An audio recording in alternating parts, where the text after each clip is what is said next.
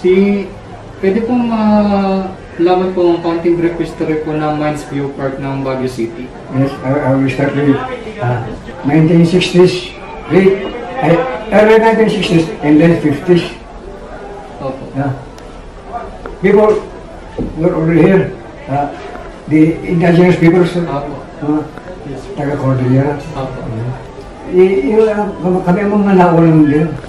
Because we come from the nearby towns, Yes. Benguet. So we used to live here, and when tourists were coming in here, we were sharing flowers and fruits. Okay po. So that is our